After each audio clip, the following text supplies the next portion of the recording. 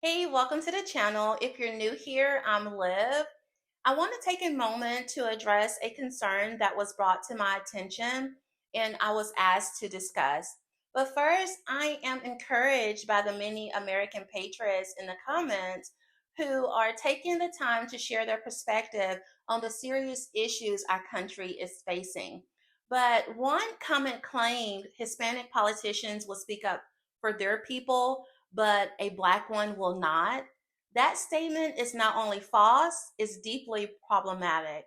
It's unfortunate that misinformation like this continues to be spread.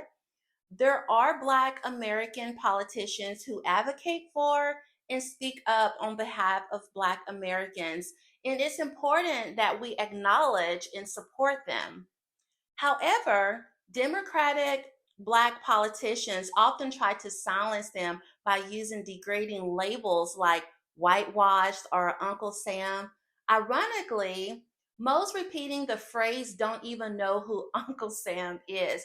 They just heard someone say it and followed along. They also use entertainers, hip hop, artists, actors, comedians, and others with influence over certain audience to spread negative comments through media or other platforms, drowning out these voices and pushing a false narrative.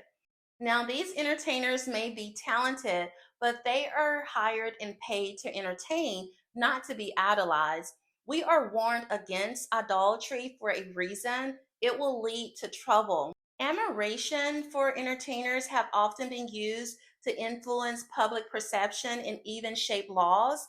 This was clearly exposed during the 2024 presidential race with Donald Trump against Biden and Kamala, when the Democratic Party gathered entertainers idolized and heavily influential to the specific group of people to rally for them, and it still didn't work.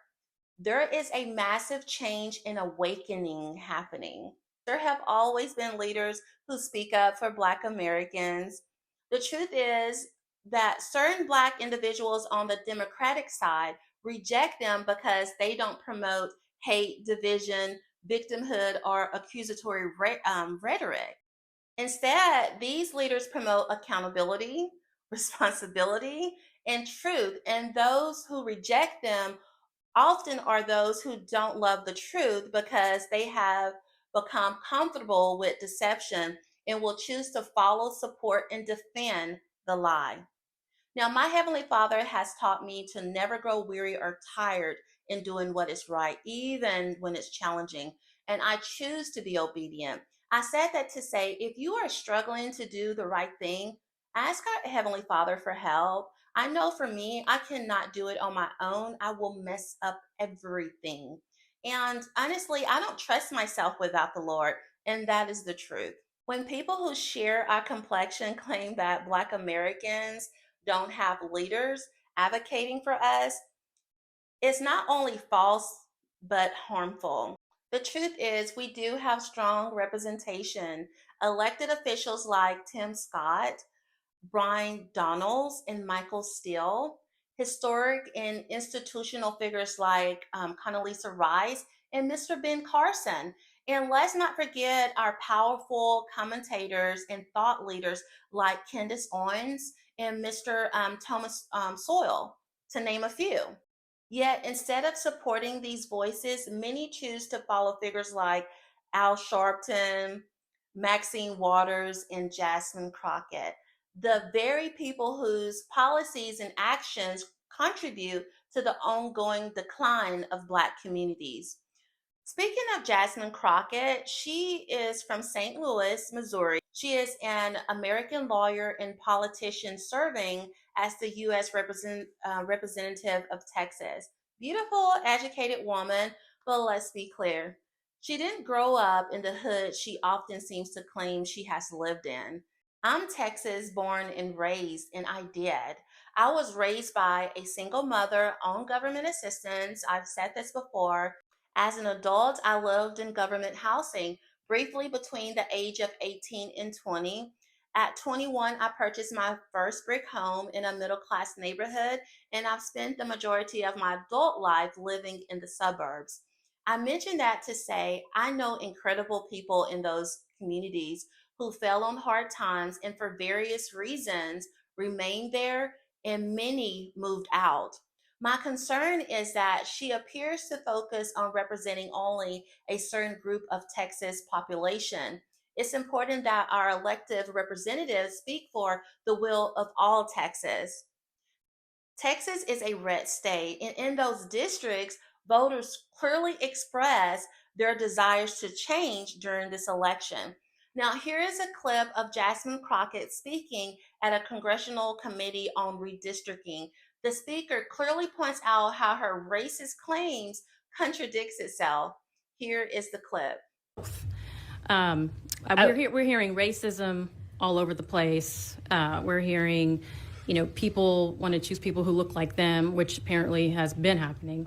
And I just wanted to make it clear that, something that has not been said yet is that there are minority Republicans. I mean, there is a Black and Hispanic Republican on the dais. And so I just don't think it's fair to just assume that the Anglo districts are going to lead to more Anglo representation. Again, but those were your words, so I'm just I apologize if that is with these new lines. Political performance was taken in consideration.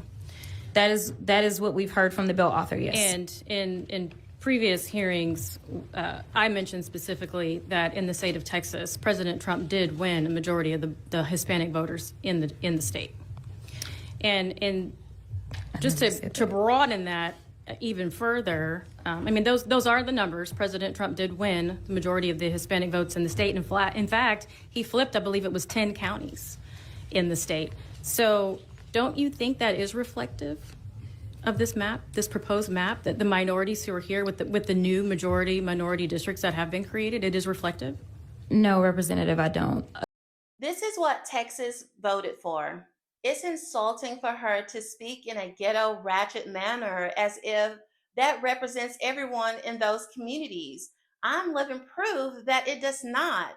Where you come from does not define your character, morals, or values. She does not speak for our Black community, and she certainly does not represent Texans of all race and backgrounds.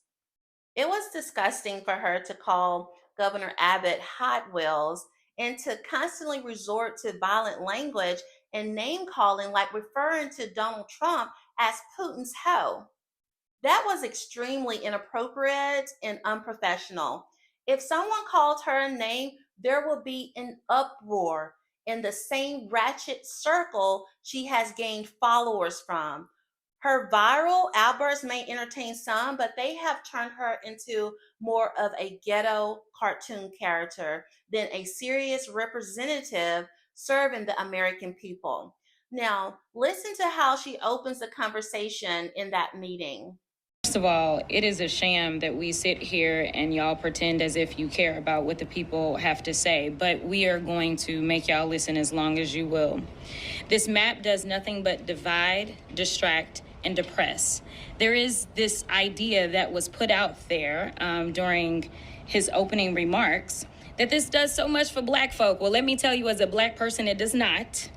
Let me tell you that in this map, to be clear, y'all added two additional Anglo majority seats. Now, when we went through the 21 maps, you added 2 Anglo majority seats, and now you're adding 2 more Anglo majority seats, and then you've decided that you are going to pack and crack, and that is the language that I am going to use because that is the legal language. And I also just want to remind y'all really quickly that it does not look good when you take every economic engine out of my district and then tell me that I am supposed to sit here and be so happy because you added Black folk from a whole other community.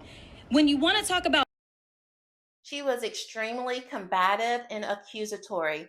Texas have far better representation to offer. Leaders like Sheldon Daniels, a U.S. Army veteran, proud husband and father who truly fight for the people. Let's listen to a clip from an interview with Mr. Sheldon Daniels. I am a candidate for TX30's Congressional District. I'm challenging Jasmine Crockett in the 2026 midterm.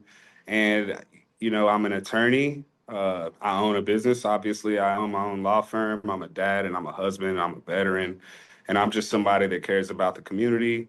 And I just can't sit around while people are trying to tear our country down. America. Jasmine Crockett is more of a performer or an influencer. She's wholly ineffective as a legislator. She wasn't able to pass any laws when she was in the Texas State House, and we don't anticipate that she'll be able to have any effect while she's on Capitol Hill.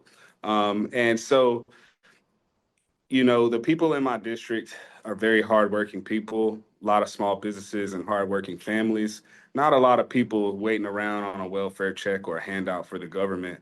And I just think it's unfortunate that those people don't have any representation. We don't have anyone on Capitol Hill advocating for us and what we actually need, what could actually help our district. We just have this person up there that's spewing all this racist divisiveness, and she is hell bent on tearing our country down. And so somebody has to stand up to that.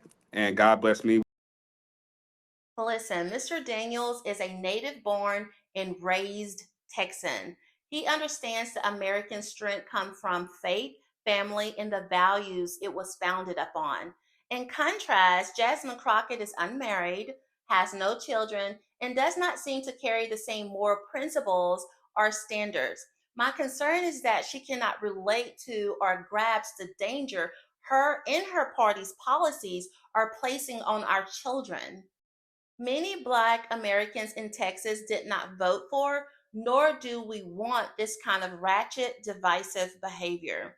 I'll close with this. Black Americans do have representation, leaders who support our communities and the American people as a whole. Some voices may make a lot of noise while others choose not to appear on social media or other major news outlets. We often speak in spaces that don't make headlines, but just because you don't hear us doesn't mean we aren't speaking. I used to be one of those quieter voices, but after much prayer, I decided to use this platform to speak the truth from the perspective of someone who genuinely loves America and wants the best for all of us, not to spread division, but to share love, truth, and unity as Americans. So I'll leave you with this question. Are you listening to the people who truly want to build America up? And two, do you find yourself seeking the truth or following the lie? Thank you for joining me. I hope you consider subscribing and like this video. I'll see you in the next one.